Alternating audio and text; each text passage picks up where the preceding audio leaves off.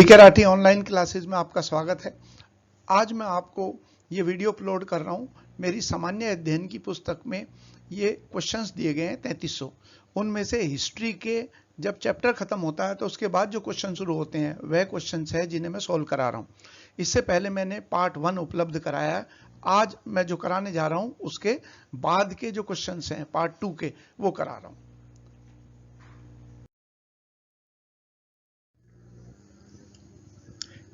इसमें जो पहला क्वेश्चन है वो है कि निम्न में से किस क्रांतिकारी ने लंदन में सर विलियम कर्जन वाइली की हत्या की थी।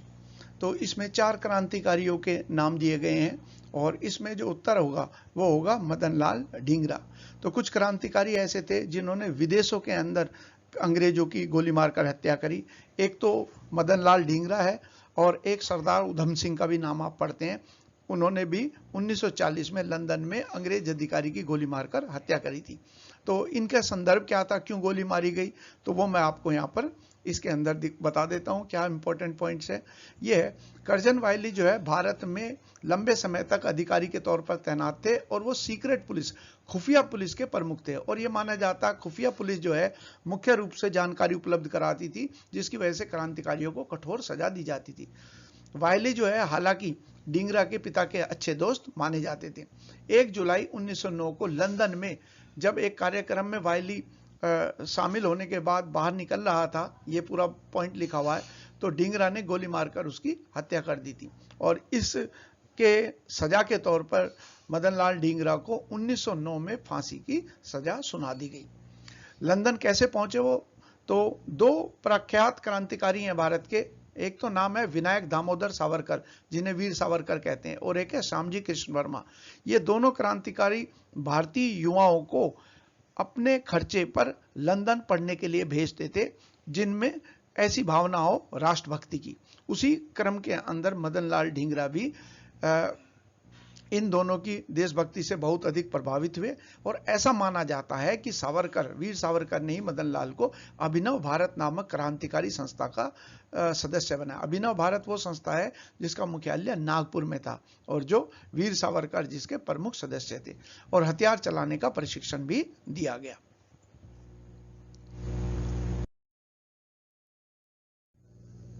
अगला क्वेश्चन है कि बाबर ने मुगल साम्राज्य की स्थापना निम्न में से किस वर्ष की थी। सरल सा क्वेश्चन है लेकिन सीजीएल में आया हुआ है, तो यहां भी देख लेते हैं। ये 4 मैंने विकल्प दिए हैं, इनमें से सभी जानते होंगे। ये है पानीपत का प्रथम युद्ध जो 1526 में लड़ा गया। थोड़ा सा मैं इसके बारे में बता दूं, ये पानीपत की पहली लड़ाई जो है इसके बारे में, और पानीपत के 3 युद्ध हुए और तीनों निर्णायक युद्ध कहे जाते हैं। पानीपत का पहला युद्ध लड़ा गया 1526 में और इसमें मुगल साम्राज्य की नींव रखी। क्योंकि जो दिल्ली सल्तनत का आखिरी सुल्तान था वह था इब्राहिम लोदी। ये लिखा है सुल्तान इब्राहिम लोदी। इसको बाबर जो कि माता और पिता की तरफ से तुर्क और मंगोल खून से संबंधित था, उसने इब्राहिम लोदी को हरा दिया और इस प्रकार से मुगल साम्राज्य की नींव रखी। पानीपत की दूसरी लड़ाई जो है इसमें हेमू विक्रमादित्य था जिसे हेमू बक्कल भी कहा जाता है, उसके और अकबर के मध्य लड़ा गया। तो दूसरी लड़ाई के अंदर आप क्या लिख सकते हैं यहाँ पर, हेमू विक्रमादित्य और अकबर के मध्य। और पानीपत की जो तीसरी लड़ाई है 1761 में, यूपी कांस्टेबल में क्वेश्चन आया था, यह लड़ी गई अफगान और मराठों के बीच में। अफगान आक्रमणकारी था अहमद शाह अब्दाली और जो मराठों की सेना का नेतृत्व कर रहे थे वो थे सदाशिव राव भाऊ। और इस युद्ध के अंदर अफगान जो पक्ष था वह विजेता रहा।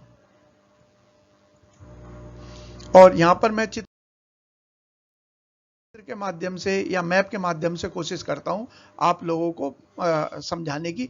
तो ये जो उज्बेकिस्तान लिखा है, यहां पर ही एक शहर पड़ता है जहां मैंने डॉट लगा रखा है ये, जिसे समरकंद कहते हैं। तो बाबर जो है यहां से आया था और थोड़ा और भी मैं ज्यादा साफ नजर आएगा आपको, यहां पर देखिए। तो बाबर जो है यहां से, ये समरकंद है और इसके बाद अफगानिस्तान, और कहते हैं अफगानिस्तान जो है बाबर की झोली में बगैर इच्छा के ही गिर गया और उसके बाद फिर उसने भारत पर हमला किया जहां पर उसने इब्राहिम लोदी को हराया पानीपत के प्रथम युद्ध में, जो लड़ा गया था 1526 में। और पानीपत जो है वो पड़ता है हरियाणा में। तो यहां पर तो दिल्ली है, और दिल्ली से पहले ये हिस्सा जो है ये कहलाता है पानीपत।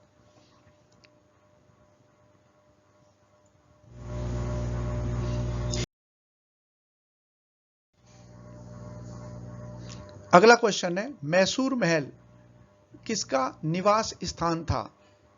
तो इसके बारे में जो हमारा पक्ष है, मैसूर पड़ता है कर्नाटक राज्य में। तो यहां पर 4 राजवंश दे रखे हैं।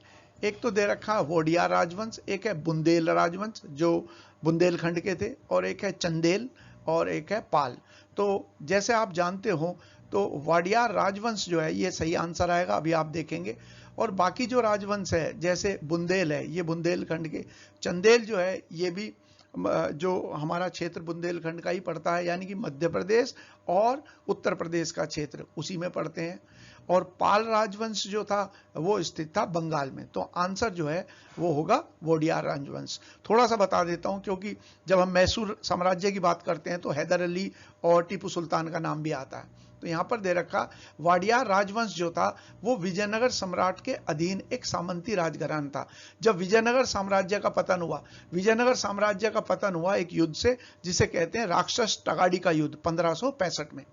इसके कारण जो है इन्होंने अपनी स्वतंत्रता घोषित कर दी, और राजा ओडियार ने 1610 में श्रीरंगपट्टम, ये श्रीरंगपट्टन या श्रीरंगपट्टम कहते हैं, जहां पर हैदर अली और टीपू सुल्तान दोनों की कब्र स्थित है, और राजधानी मैसूर राज्य की उस समय पर श्रीरंगपट्टम थी।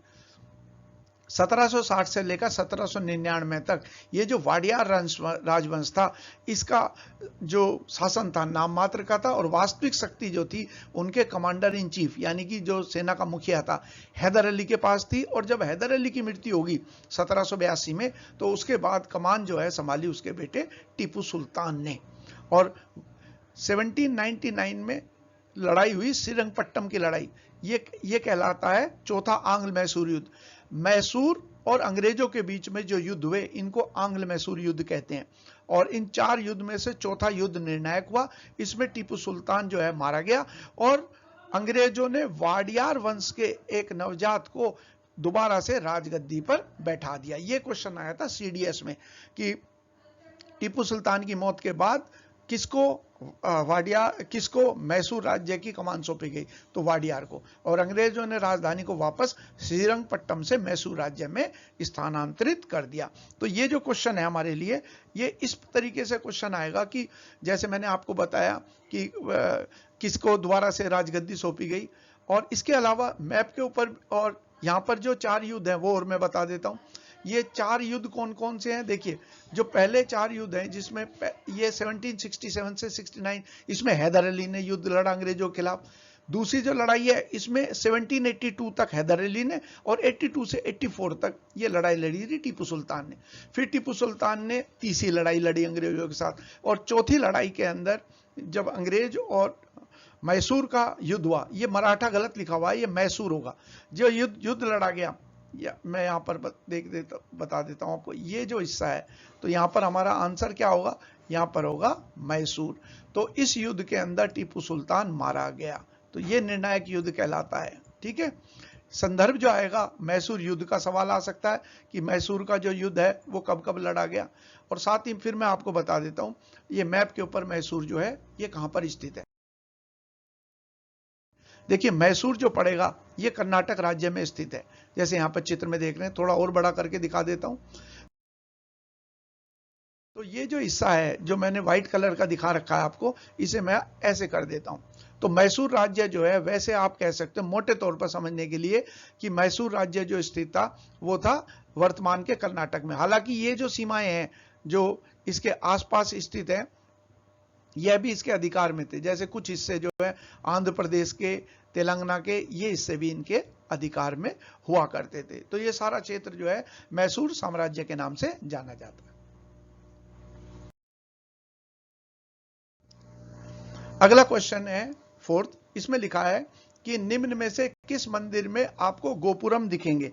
एक तो ये समझ लीजिए कि गोपुरम क्या होते हैं, तो मैं यहाँ पर चित्र दिखा देता हूं आपको गोपुरम। और यहाँ पर लिखा भी हुआ है कि गोपुरम का मतलब क्या है। तो गोपुरम जो होते थे वह थे मंदिर के बड़े प्रवेश द्वार। ये देखिए, आप यहाँ पर देखिए, दक्षिण भारत में मंदिर बहुत ही विशाल बनते हैं और उनकी चार दीवारी होती है, ये चार दीवारी है, और चार दीवारी के माध्यम के बीच में एक दरवाजा बनता था जो बहुत ही भव्य बनता था। इसी भव्य दरवाजे को, जो इतना विशाल है जैसे आप देख रहे हो, ये मंदिर के ऊपर जो शिखर होता है उससे भी ऊंचा होता था कभी कभी, तो इसी को गोपुरम कहा जाता था। तो यहाँ पर पॉइंट हो गया, जो दक्षिण भारतीय वास्तुकला शैली की एक प्रमुख विशेषता है। उत्तर भारत में, क्योंकि 3 प्रकार के मंदिर होते हैं, उत्तर भारत में नागर शैली के, दक्षिण भारत में द्रविड़ शैली के, और जो दक्षिण और उत्तर भारत के बीच में उसे कहते हैं वेशर शैली। तो दक्षिण भारतीय शैली मंदिरों की शैली में गोपुरम एक महत्वपूर्ण हिस्सा थे। और ये मंदिर क्या होते थे, दक्षिण भारत में मंदिर जो है ये मंदिरों का केंद्र बिंदु हुआ करता था, जिसके बारे में अभी आपने पढ़ा। तो यहां पर हम देख लेते हैं, स्वर्ण मंदिर अमृतसर में, तो उत्तर भारत में है, जाहिर बात है नहीं है। दिलवाड़ा मंदिर ये जैन मंदिर है, ये राजस्थान में है, ये भी हमारा आंसर नहीं हो सकता, जैसे देखेंगे। और तीसरा मंदिर शिव मंदिर चिदम्बरम, ये पड़ता है तमिलनाडु में, तो ये हमारा आंसर सही होगा।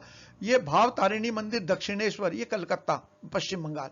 तो ये 3 ऑप्शन जो है, चौथा, दूसरा और पहला, ये दक्षिण भारत में ही नहीं है। तो हमारा आंसर जो है वो सही आंसर होगा शिव मंदिर चिदम्बरम।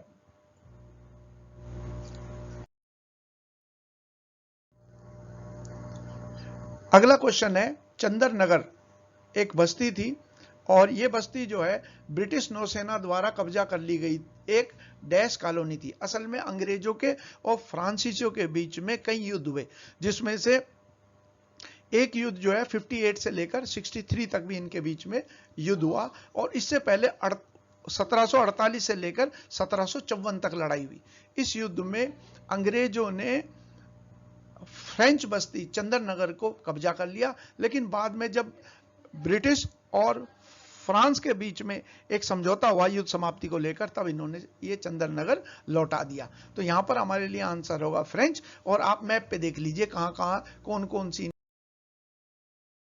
की प्रमुख बस्तियां थी। जैसे मैंने यहां पर दिखा रखा आपको कि इनका जो प्रधान कार्यालय था फ्रांसीसियों का, वो था पुदुचेरी, यानी कि जो इनका मेन बेस था वो पुदुचेरी था। और पुदुचेरी का ये एक हिस्सा जो है वो कराईकल कहलाता है, और पुदुचेरी का ही आज वर्तमान में एक हिस्सा माही कहलाता है। तो ये तीनों की तीनों बस्तियां दक्षिण भारत में थी। और ऊपर की तरफ आप देखें तो कलकत्ता के नॉर्थ में, उत्तर में एक जगह पड़ती है चंदर नगर। ये चारों प्रमुख बस्तियां थी फ्रांसीसियों की भारत में।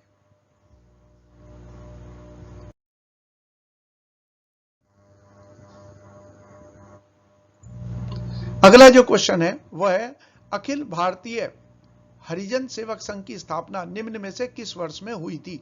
तो हरिजन सेवक संघ की जो स्थापना है उसका श्रेय दिया जाता है किनको, महात्मा गांधी को। तो यहाँ ये भी 2021 के सीजीएल के अंदर क्वेश्चन आया हुआ। तो 4 ऑप्शन इसके अंदर मैंने आप लोगों को दिए हुए हैं। थोड़ा सा मैं इसके बारे में आपको बता भी देता हूँ क्या क्या चीज इसके अंदर इंपॉर्टेंट होगी। तो हमारे लिए जो आंसर होगा वो होगा 1932 में। और क्या क्या चीजें इंपॉर्टेंट है, देखिए हरिजन सेवक संघ क्या है कि गांधी ने हरिजन सेवक संघ की स्थापना करी। हालांकि इसका पहले नाम क्या रखा था, अस्पृश्यता निवारक संघ नाम रखा गया था। किसमें, 1932 में। बाद में हरिजन सेवक संघ इसका नाम कर दिया गया, कब, 1933 में। लेकिन स्थापना की जब बात आएगी, क्योंकि मूल जो संस्था है इसकी अस्पृश्यता निवारक संघ, वो 1932 में है, तो हरिजन सेवक संघ जो है 1932 ही आएगा। और हरिजन शब्द का इस्तेमाल दलितों के लिए पहली बार किसने किया था, वो भी गांधी ने किया था। वर्ष 1933 में उन्होंने एक साप्ताहिक भी शुरू करा, हरिजन नाम की एक पत्रिका का प्रकाशन भी प्रारंभ किया। अखिल भारतीय हरिजन संघ का अध्यक्ष जो है, पहला अध्यक्ष कौन बनाया, तो गांधी ने घनश्याम दास बिरला जो एक प्रमुख उद्योगपति थे, उन्हें इसका पहला अध्यक्ष बनाया गया। आप लोगों ने वीडियो देखी और उसके लिए आप, और ये लेक्चर सुना, इसके लिए आपका बहुत बहुत धन्यवाद।